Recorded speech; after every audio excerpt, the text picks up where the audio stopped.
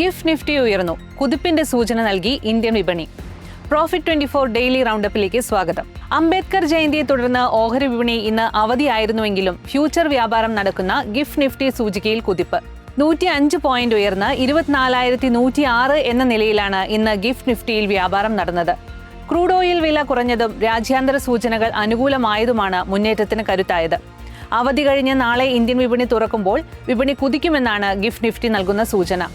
ഇസ്ലാമാബാദിൽ വെച്ച് നടന്ന US Iran ആദ്യഘട്ട സമാധാന ചർച്ച പരാജയപ്പെട്ടെങ്കിലും ചർച്ച പുനരാരംഭിക്കാൻ ഇറാൻ സന്നദ്ധത അറിയിച്ചതോടെ ആഗോള വിപണികളിൽ ഉണർവ്. എണ്ണവില ബാരലിന് $100 താഴെയെത്തി. ബ്രന്റ് ക്രൂഡിന് 1.8% വിലയിടിഞ്ഞ് ബാരലിന് $97. സ്വർണ്ണവില ഔൺസിന് 0.5% വർദ്ധിച്ചു. നിലവിൽ ഔൺസിന് $4,769 രാജ്യാന്തര വിപണിയിൽ സ്വർണ്ണവില.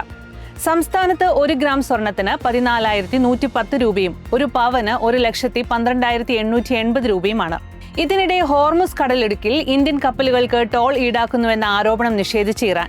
ഇക്കാര്യത്തിൽ ഇന്ത്യയിൽ നിന്നും വ്യക്തത നേടാമെന്നാണ് ഇന്ത്യയിലെ ഇറാൻ സ്ഥാനപതിയായ മുഹമ്മദ് ഫത്താലി പറഞ്ഞത്. മുമ്പ് ഇന്ത്യയും ഇക്കാര്യം സ്ഥിരീകരിച്ചിട്ടുണ്ട്. ഇറാനുമായുള്ള സമാധാന ചർച്ചകൾ പരാജയപ്പെട്ടതിന് പിന്നാലെ ഇറാന് ടോൾ നൽകുന്ന കപ്പലുകളെ തടയുമെന്ന് അമേരിക്ക ഭീഷണിപ്പെടുത്തിയിരുന്നു.